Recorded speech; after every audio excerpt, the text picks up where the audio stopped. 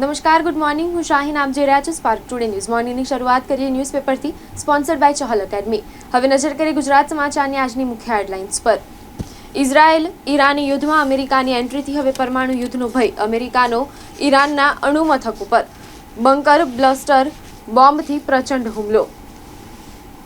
હોર્મુઝ ખાડી બંધ કરવા ઈરાન સંસદની મંજૂરી મળતા વૈશ્વિક સ્તરે ખળભળાટ.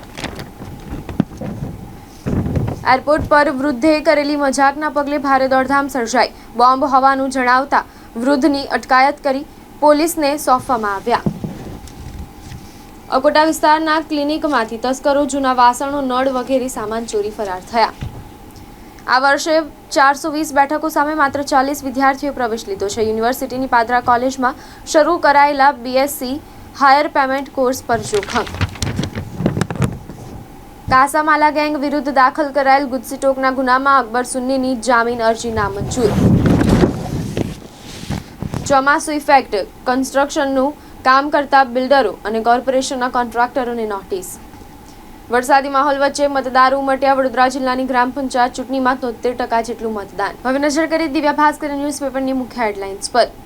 કર્ણાટકમાં જાતે જ રસ્તાઓ બનાવી રહ્યા છે લોકો. 6 જિલ્લામાં 7 સ્થળે રોડ તૈયાર. ઉત્તરાખંડના ગામમાં ક્યારેય નથી થયું મતદાન. સર્વસંમતિથી ચૂંટાયા છે પ્રધાન. બાળકો અભ્યાસ માટે ફી પણ જમા કરાવી શકે છે. શાળામાં બાળકો માટે ગલ્લો, જે બન્યો માતાનું બચત ખાતું. મહારાષ્ટ્ર ગામના લોકો લગ્નમાં માત્ર પુસ્તકો ભેટ આપે છે. હિમાચલના ગામડામાં મહિલાઓનું સેલ્ફ ગવર્નન્સ મોડલ સમસ્યાઓનો ઉકેલ શોધે છે. લગ્ન કરાવે છે. ડિજિટલ શિક્ષણથી આત્મનિર્ભર પણ બનાવે છે. 22 વર્ષ પછી અમેરિકા યુદ્ધમાં ઉતર્યું. ઈરાન પર હુમલો. ચોમાસા પછી મચ્છર નગરી બનતા વડોદરાને પહેલીવાર ડ્રોનથી દવા છાંટી મચ્છર મુક્ત કરાશે. એક ડ્રોન 1 ચોરસ કિલોમીટરમાં 25 લીટર દવા છાંટશે. મતદાર યાદીના શુદ્ધિકરણની ઝુંબેશ. 21 વર્ષ પછી ઘરે ઘરે મતદારોની ચકાસણી. બિહારથી શરૂઆત. સમામાં ચાલુ ચોરીએ પોલીસ ત્રાટકી. ઘર ઘેરતા ચોરોનો તલવારથી હુમલો. ઇકો પીસીઆરને અથાડી. ઈરાન અને ઇઝરાયલ વચ્ચેના યુદ્ધને પગલે સૂકા મેવાના ભાવમાં 10 થી 15% વધારો. હવે નજર કરીએ ગુજરાત મિત્ર ન્યૂઝપેપરની મુખ્ય હેડલાઇન્સ પર. અમેરિકાએ ઈરાનના 3 અણુ કેન્દ્રો પર હુમલો કર્યો. ઈરાનના ભૂગર્ભ પરમાણુ સ્થળ ફોર્ડો ખાતે પ્રવેશ દ્વારોને નુકસાન. સેટેલાઇટ ઇમેજમાં દેખાયું. પહેલગામ હુમલો કરનાર આતંકવાદીઓને આશ્રય આપવા બદલ 2ની ધરપકડ કરાઈ. બોમ્બની ધમકીને પગલે દિલ્હી બર્મિંઘમ ફ્લાઇટ રિયાદ તરફ વડાઈ. એર ઇન્ડિયાએ કહ્યું. ઈરાન ઇઝરાયલ યુદ્ધ. ભારતે જૂનમાં રશિયા અમેરિકાથી ઓઇલની આયાત વધારી. યુપીમાં ₹100ની સ્ટેમ્પ ડ્યુટીમાં 15 વર્ષ સુધી ટોલ પ્લાઝા લીઝ મેળવાતા કોર્ટમાં કેસ દાખલ. અમેરિકાના હુમલાઓ પછી ઈરાન ચાવીરૂપ હોર્મુઝ સ્ટ્રેટને નિશાન બનાવી શકે છે.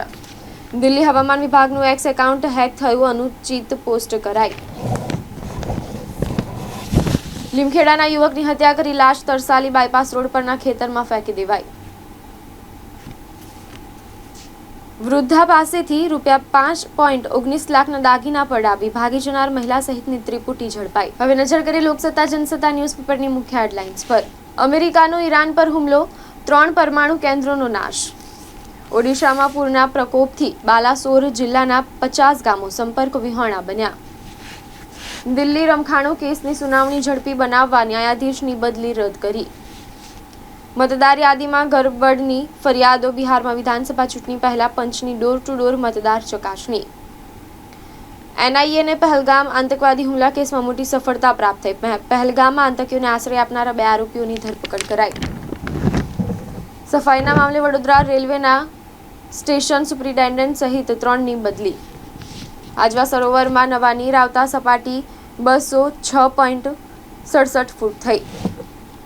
ફેમિલી કોર્ટમાં સર્ટિફાઈડ કોપી ઓછા સ્ટાફ બાબતે ચીફ જસ્ટિસને રજૂઆત.